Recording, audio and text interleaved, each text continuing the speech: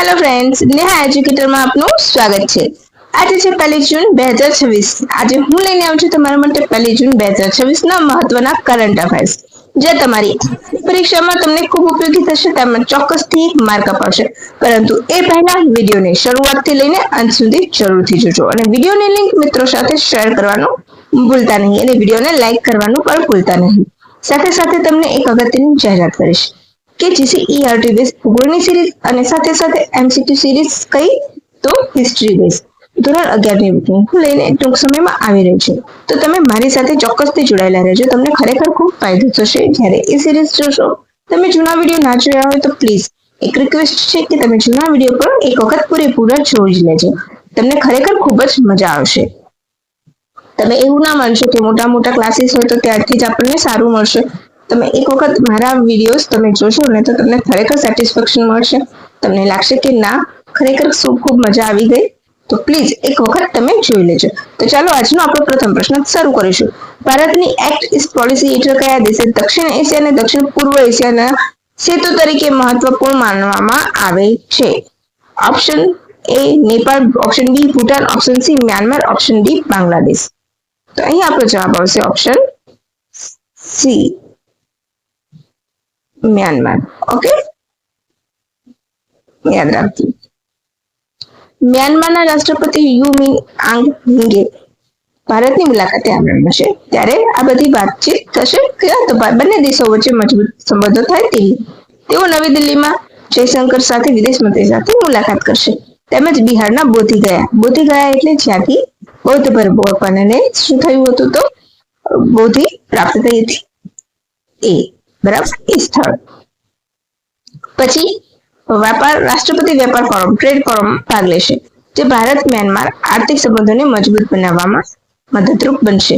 બે દેશો વચ્ચે વેપાર, કનેક્ટિવિટી, સુરક્ષા, સરહદી સહયોગ જેવા મુદ્દાઓ પર ચર્ચા થશે। મ્યાનમાર ભારતનો એકમાત્ર એવું પાડોશી દેશ છે જે દક્ષિણ ભારતની એક્ટ ઈસ્ટ પોલિસી હેઠળ આસિયાન દેશો સાથે જોડાયેલો છે અને દક્ષિણ પૂર્વ એશિયાના દેશો વચ્ચે સેતુ તરીકે મ્યાનમાર કાર્ય કરે છે। સિમ્પલ વન લાઇનર તરીકે પૂછી લે બધા દેશો બનાવી પૂછીને રાઈટ। ચલો, ભારતની એક્ટ પોલિસી અને મ્યાનમાર આસિયાન દેશો સાથે જોડાયેલું મહત્વનું પ્રવેશ દ્વાર છે બરાબર છે। નેબરહુડ પોલિસીમાં પણ ભારતને એને પ્રાધાન્ય આપે છે।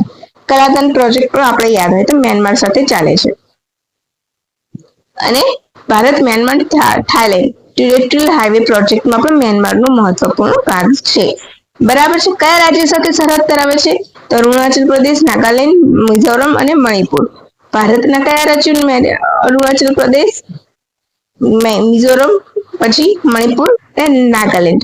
આ પ્રશ્ન વારંવાર પૂછાય છે કે કયા દેશો મ્યાનમાર સાથે સરહદ ધરાવે છે તો તમારે બધા દેશોની સરહદો યાદ રાખવી પડશે। ચીન, બાંગ્લાદેશ, લાઓસ અને થાઈલેન્ડ સાથે ભારત સિવાય મ્યાનમારની સરહદ છે। ઓકે, આટલું ઇનફ છે। હવે નેક્સ્ટ પ્રશ્ન, સૂર્યકિરણ એરોબેટિક ટીમ્સ હાલમાં કયા વિમાનનું સંચાલન કરે છે? Option A Tejas, option B Sukhoi 30 MKI, option C MiG-29K, option D હરોક MK-132। તો આપણો જવાબ આવશે ડી। ભારતીય વાયુસેનાની સૂર્યકિરણ એરોબેટિક ટીમ્સ તમને ખ્યાલ હશે કે જે હવાઈ કરતબ થતા હોય છે હેલિકોપ્ટરમાં તો એ સૂર્યકિરણ ટીમ દ્વારા કરવામાં આવે છે। 1996 માં સ્થાપના થઈ હતી તો 30 વર્ષ પૂર્ણ થવા પર આ કરવામાં આવ્યું છે રાઈટ। તો યાદ રાખજો ક્યાં થઈ હતી? 1996 માં બિદર ખાતે કર્ણાટકમાં સ્થાપના કરવામાં આવી હતી અને 800 થી વધુ હવાઈ પ્રદર્શન કર્યા હતા। કમાન્ડર ઇન ચીફ શ્રીનિવાસન પણ અહીં ઉપસ્થિત હતા। પછી ટીમે શહીદ થયેલા પોતાના સભ્યોને શ્રદ્ધાંજલિ આપવા માટે હેલો ડાયમંડની રચનામાં ઉડાન ભરી હાલમાં હેવોક MK-132 વિમાન ઉડાવે છે બરાબર છે, યાદ રાખજો। મોટો શું છે? સદૈવ સર્વોત્તમ, આ એનું પ્રૂફ છે। Okay,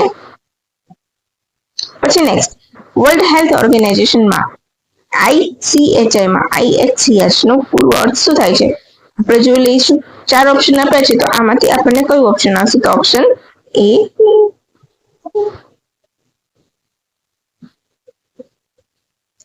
international classification of health inventions, યાદ રાખજો પૂરું નામ WHO નું છે આ ICHI। ઓકે, ભારત સરકારે આયુષ મંત્રાલય હેઠળ WHO ના ICHI એટલે કે ઇન્ટરનેશનલ ક્લાસિફિકેશન ઓફ હેલ્થ ઇન્વેન્શનમાં નેશનલ હેલ્થ ઇન્વેન્શન કોડ 2 દિવસીય સ્તરીય પરામર્શ બેઠક યોજાઈ હતી.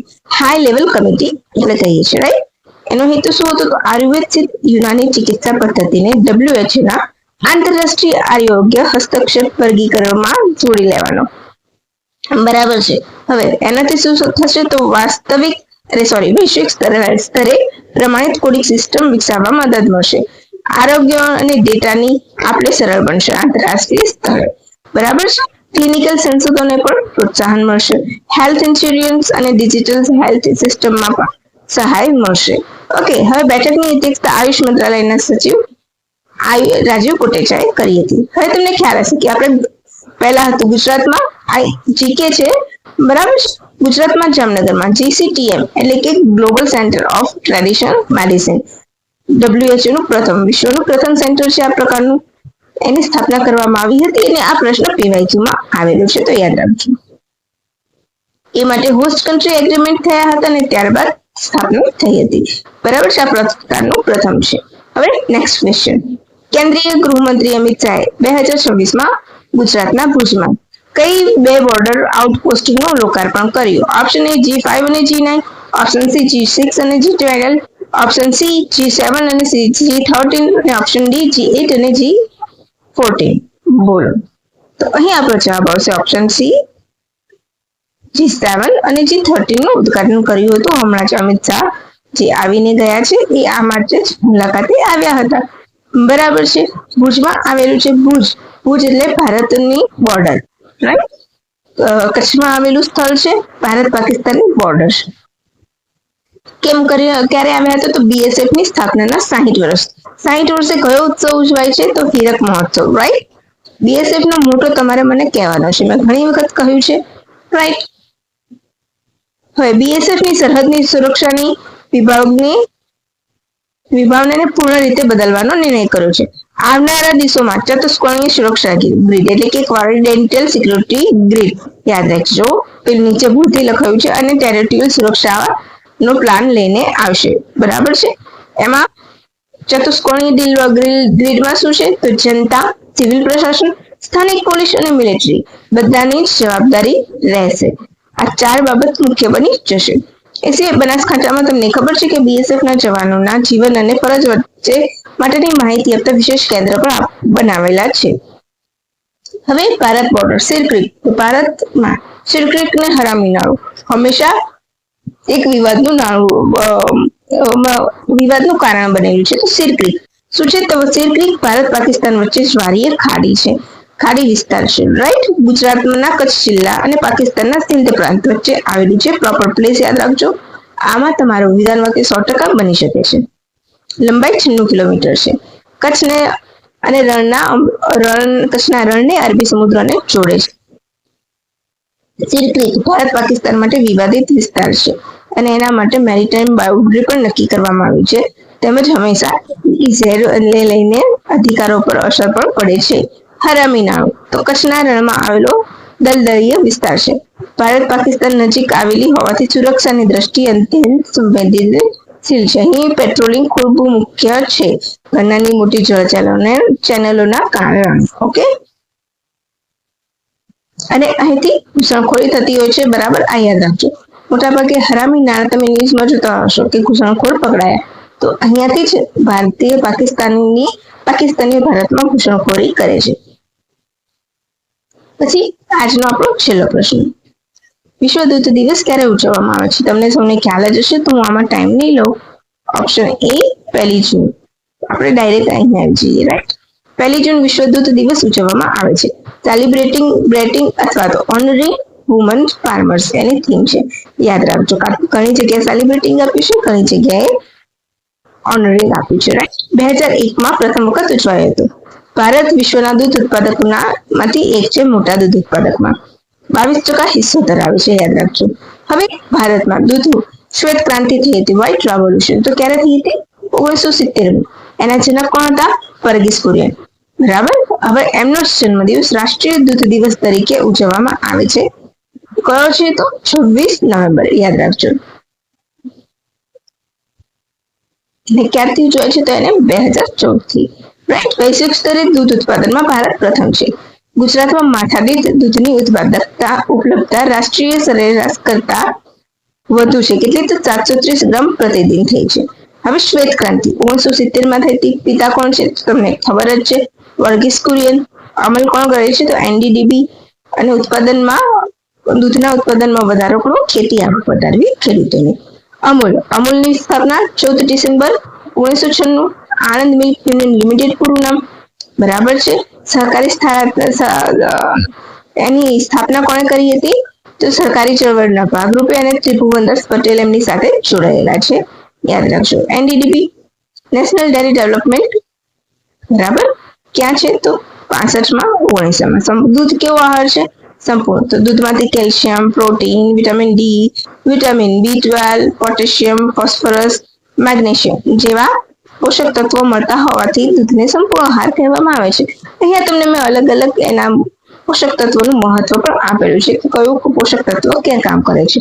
તમે પીડીએફમાં એક વખત જરૂરથી વાંચો. કેલ્શિયમ હાડકાં અને દાંત મજબૂત બનાવે, પ્રોટીન સ્નાયુનો વિકાસ કરે, વિટામિન ડી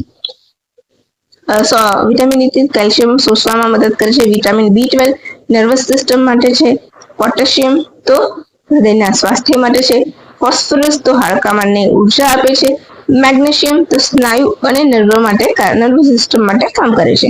આપણો 1 જૂન વિશ્વ મિલ્ક દિવસ પૂર્વ, એ સિવાય ગ્લોબલ પરિવાર દિવસ ઉજવવામાં પણ આવે છે. એ પણ તમારે યાદ રાખવાનું છે. અહીંયા મેં લખ્યું નથી તો એની થીમ પણ તમને આપી દઈશ પછી. પીડીએફમાં હું એ એડ કરી દઈશ. ઓકે. 31મી વિશ્વ તમાકુ નિષેધ દિવસ, નો ટોબેકો ડે. ઓકે, યાદ રાખજો. Unmasking the appeal, countering nicotine and tobacco addiction આ વર્ષની થીમ છે. 1987 થી દર વર્ષે ઉજવવામાં આવે છે. બાય મિસ્ટેક 88 છે. નીચે પ્રૂફ આવી જશે, રાઈટ. 80 લાખથી વધુ લોકો અંદાજે મૃત્યુ પામે છે. નિકોટિન એ વ્યસનનું કારણ બને છે. ભારતમાં કયો કાયદો છે? કોપ્ટા 2003. Cigarette and other tobacco product act, એની હેઠળ જે પ્રતિબંધો મુકાય છે એની હેઠળ આવે છે. આ તમારું પ્રૂફ. ઓકે.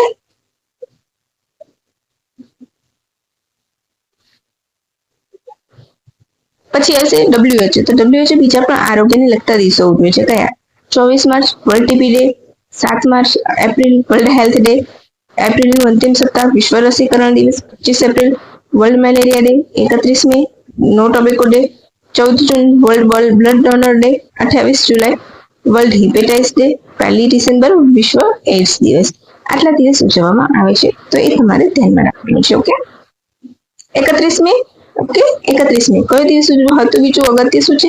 તો જર્મન એન્જિનિયર અને શોધક વર્નર વોન સાઇમરે બર્લિનમાં વિશ્વના પ્રથમ ઇલેક્ટ્રોનિક લોકોમોટિવનું પ્રદર્શન કર્યું હતું. આ અહીંયા તમારું. ઓકે. દર વર્ષે મે મહિનાનો છેલ્લો શનિવાર વિશ્વ ઝડપ બિલાડી દિવસ વર્લ્ડ ઓટર ડે ઉજવવામાં આવે છે. ભારતમાં 3 પ્રકારની બિલાડી મળે છે અને વિશ્વમાં એની 13 પ્રજાતિ મળે છે. તો બસ આજનું કરંટ અફેર આજે અહીં પૂરું થાય છે. તમને ગમ્યું હોય, મજા આવી હોય તો વિડીયોની લિંક શેર કરી દેજો મિત્રોને. તમારા મિત્રોને વિડીયોની લિંક શેર કરવાનું ભૂલતા નહીં, વિડીયોને લાઈક કરવાનું ભૂલતા નહીં. અને હા, તમારે કંઈ પણ ડાઉટ્સ હોય તો તમે મને કમેન્ટમાં પૂછી શકો છો. ચાલો ફ્રેન્ડ્સ, તો રજા લઈશું. અને તમે ચેનલ પર નવા હોય તો ચેનલ સબસ્ક્રાઇબ કરવાનું ભૂલતા નહીં. તો ચાલો ફ્રેન્ડ્સ, રજા લઈશું. Thank you for watching my video and have a good day friends. By.